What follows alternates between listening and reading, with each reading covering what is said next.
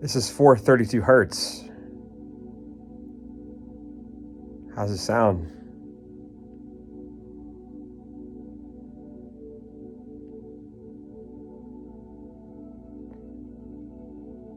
This is your first meditation. Get a lazy boy.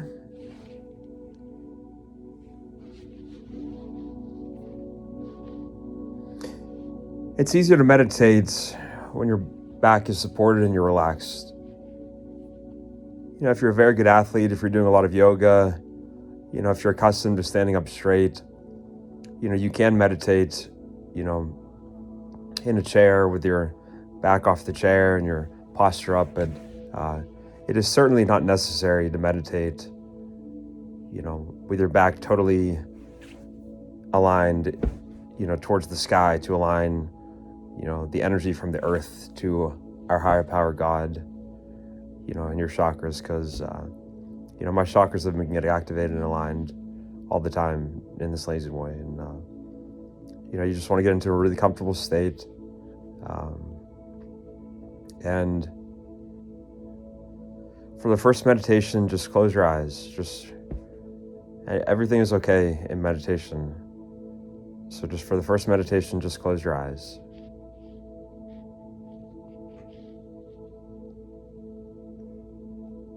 You know, your thoughts, when you first try to meditate, are going to be really active. So, you know, if you just sit there in silence, your thoughts are going to be racing like, you know, like a freeway.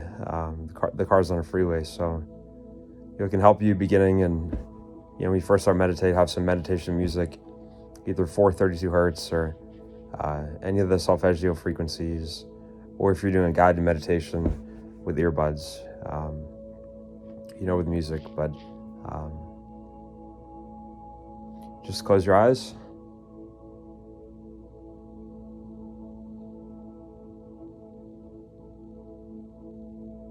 Be aware of your breath. You take a conscious breath, but you don't try to control your breath, you know, based on your mood and, you know, how you're sitting. Sometimes your breath will be a little more shallow, sometimes a little bit long, but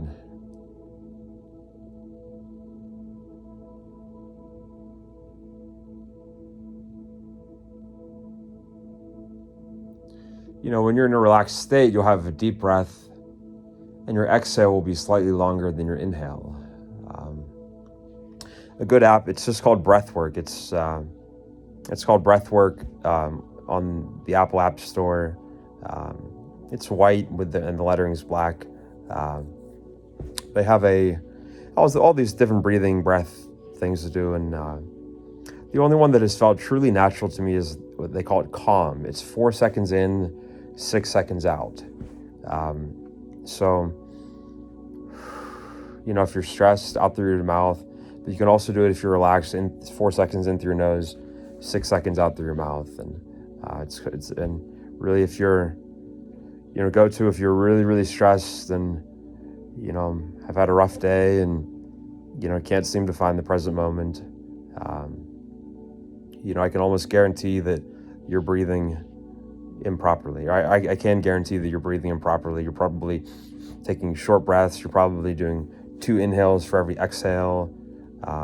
You're probably, like myself, you know, a little bit overweight, so you're holding in your gut and not breathing properly, like, you know, like a small child would. And you know, before you even try to get into your, you know, meditation, do that breath work, the Calm thing, the Calm app for, you know, 5 minutes. And anyway, with meditation,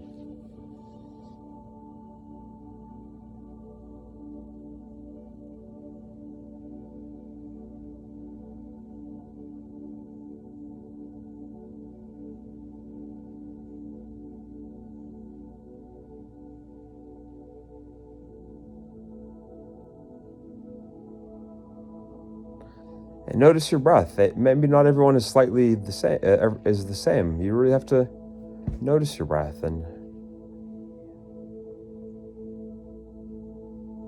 you know, there was a note that they hit that I really like, and I, you know, had a little higher inhale, and So for your first meditation, just get comfortable, put on 432 hertz, anything on YouTube, 432 hertz, whatever sounds good for you.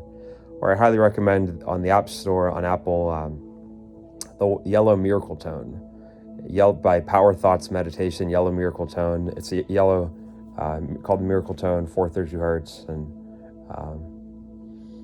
even to begin, you could even put earbuds in and put that in, or have it, if you're in a little bit better frame of mind, just have it playing on the television. And you want to listen to all the other sounds as if it is the music. It's a windy day, and there's a tree across the street, and the sound of the wind ruffling the trees is blending with the music. It's a soundscape. Everything is a soundscape. You don't want to go grab the sound. Just want to relax and listen.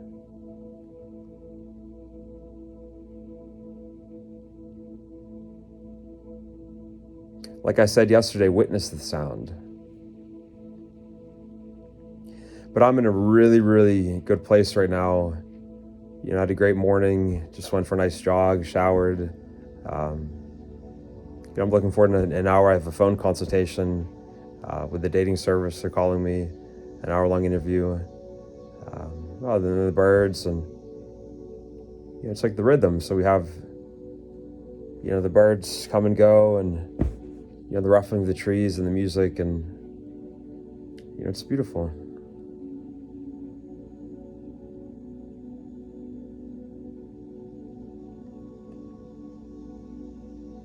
And then try to practice a smooth transition with your eyes open and eyes closed.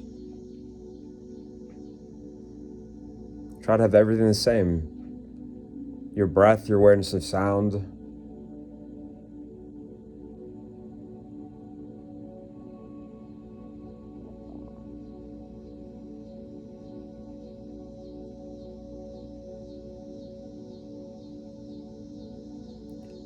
You feel your body, feel what feels comfortable. This lazy boy is really comfortable.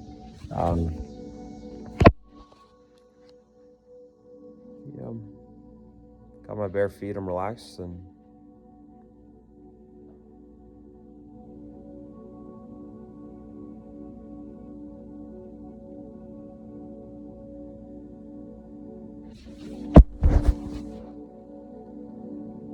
shoots a belly breath.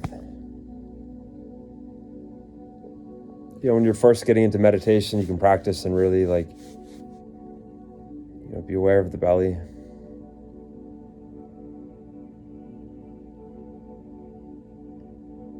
Your primary focus should be on your belly, but be aware of the whole breath, from your nose to the back of your mouth, your throat, your chest, and even down below.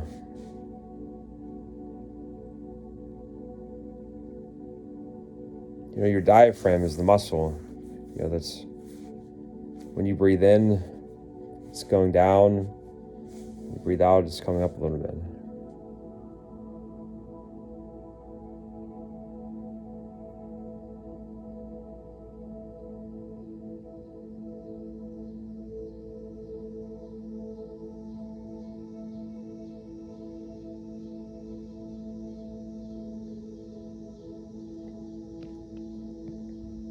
When your eyes are open, you're seeing the sound with your mind.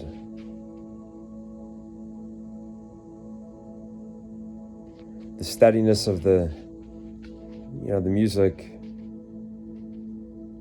and the beats of nature.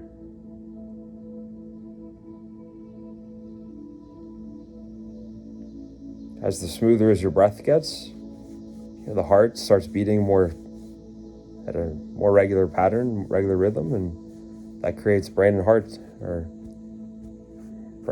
coherence.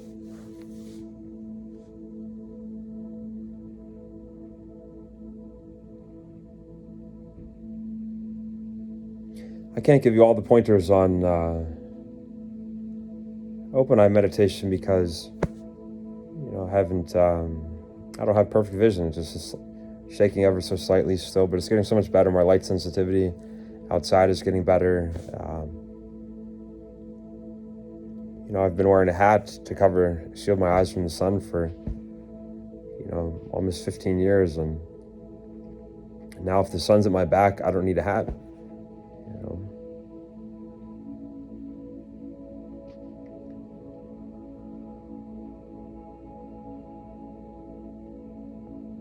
I'm looking at the Vizio lettering on the screen, and I'm looking at one spot, but also being aware of my peripheral vision.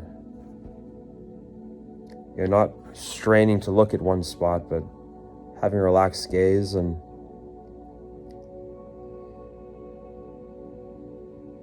as your field of vision gets bigger, the pupils get a little bit smaller, and you're able to see more. Whereas if you have real dilated pupils, you're just focusing on one spot.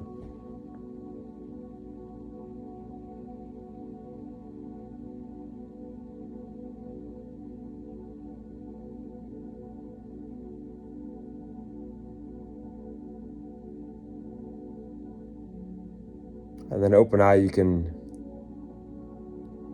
bring your consciousness, and this is something that doesn't come naturally. I really have to focus and concentrate on it. I know I just said not to focus on one spot, but my eyes are a little bit off. You may open your eyes and boom, it just naturally, you can see. The eyes are actually, I heard, guy on YouTube today, a doctor said they're actually, we're part of the brain that came out. So, over time.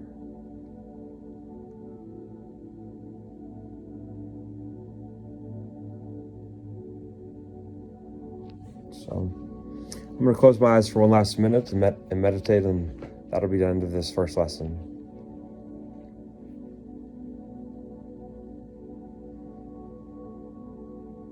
The brain is like a monkey mind. It's all over the place, and the more you fight your brain and your thoughts, the stronger they get. The more you resist them and try to run away, the stronger they get. So the way to deal with our thoughts is to give it a job to do. And the first job, like a 16-year-old kid that works cement in the summer with his uncle, shout out to Robert. He the first job of your brain to do is to just watch the breath. And then as that becomes more of a habit over thousands and thousands of hours of practicing meditation, and I'm no longer in this trance where I just am focusing on my breath and not aware of sounds. I'm able to have the smooth transition, as you become an advanced meditator, the smooth transition between sounds and breath.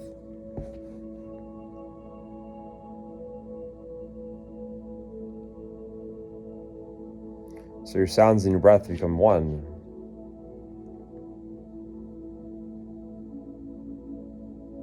And then my eyes are going like this and throwing, finding that perfect present moment. I haven't seen a still image in 15 years. I cannot, when I close my eyes, imagine a still image. I have not found the true present moment of awareness, and I'm still searching for it. I've had deep meditations where I talk, to a higher power, God.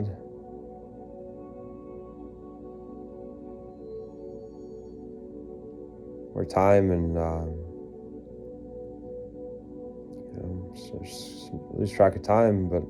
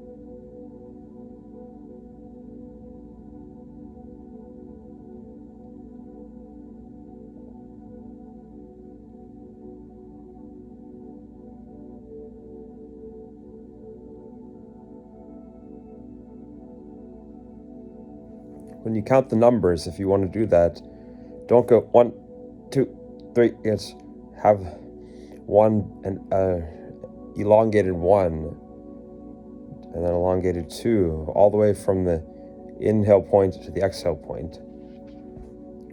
And it's very difficult. It takes a lot of, trust me, it takes a lot of concentration to 1, 2. It's an incredible brain workout. I'd say the best exercise for your brain, getting it working coherently and the different parts working together, is meditation. And then these phones are the antithesis of mindfulness. We get lost in our phones, and ever been scrolling and searching something on the internet, and after half an hour of research, you realize, wow, I haven't even been aware of the room or sounds, and I have this tunnel vision eyes, and we're not so unmindful we aren't even aware of the phone. I'll do a mindfulness phone meditation one time. The feeling of the phone, and and then when you take this mindset out into the world, there's infinite more sights and sounds, and you're not just sitting here, so the breath is different depending on your level of activity, and then you have the interaction with other people, and balancing. I'm still really struggling with my eyes, which are getting better and will heal. How to bring this level of awareness and presence and mindfulness in someone else's company, because as I said, we have the 5 primary senses. We have our breath, and then sight, sound, touch, which is the feeling of our body, smell, taste. We have our thoughts, we have our emotions, we have our phones, and then if that was like all a circle, interconnected circle of web, and then we have someone else outside there, and when we're in someone else's presence, our full mindfulness should be with them. And then when we find ourselves thinking about our own thoughts while we're in someone else's presence and we're not able to be present with them, we can bring our awareness back to the other person, all while maintaining awareness of our breath. It's a gentle awareness. It's not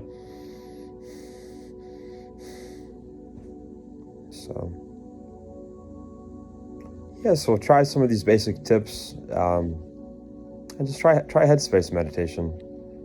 Get that like a boxer that does road work and skips rope and hits a speed bag. These basic exercises, all the headspace, the exercise of breath awareness, watching our breath, noticing our breath, being one with our breath. Finding the balance between breathing naturally and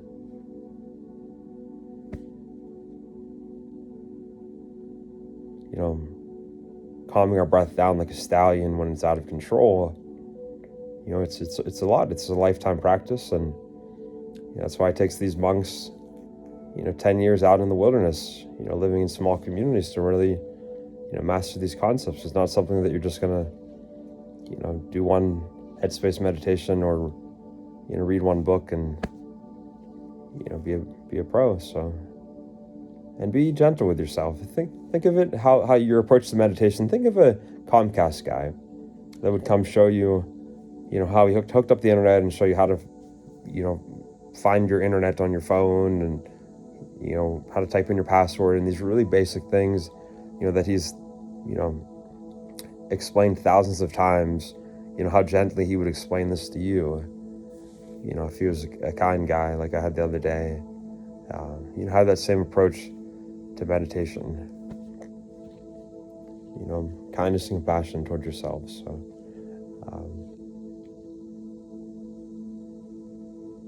you see, I'm talking to you, and my awareness was you, and then I lost mindfulness of, the nature, and bring my awareness back to this. And this is all mindfulness that is taking me out of your own heads, your own head, your traumatic past, partners, whether it be male or female, or other that have,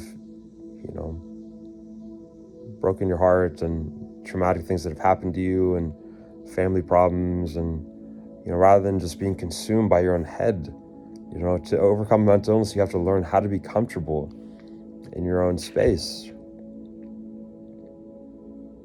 And all of this, when you're actively doing all this, and it's a restful day, the neighbors upstairs have been gone all day, and, once they, come home, I have to, even be aware of, their noise is not throwing off my own peace of mind. It's really,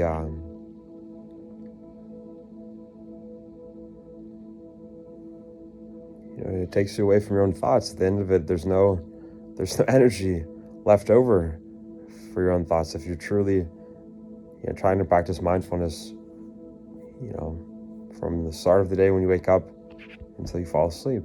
And, all of this is this is rest. I mean, I do cement work, I'm resting my body, my mind.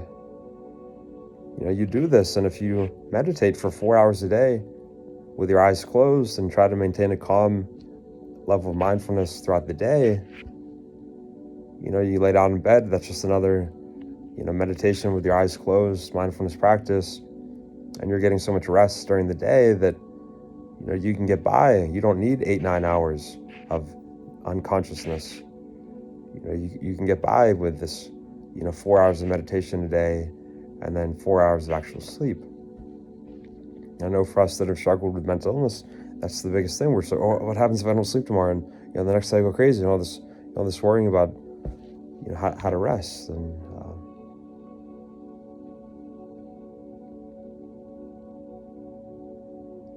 in the breath, I really am, on this mission of life to master the breath.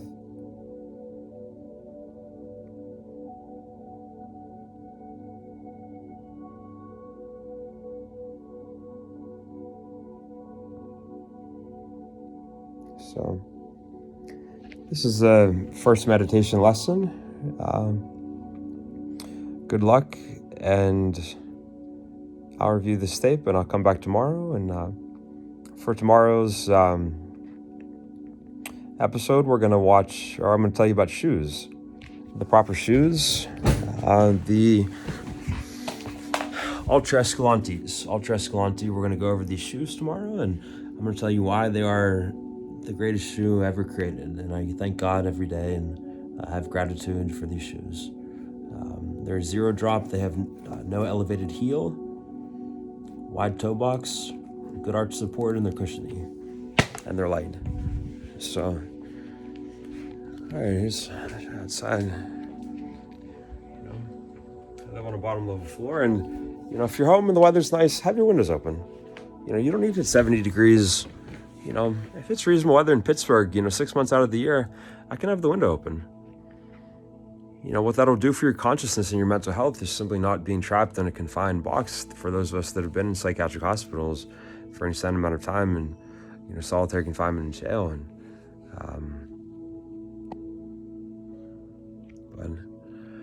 all right, hope you enjoyed this meditation. This is episode 2, and thank you for everyone who watched yesterday's episode, and please like and subscribe and tell your friends, because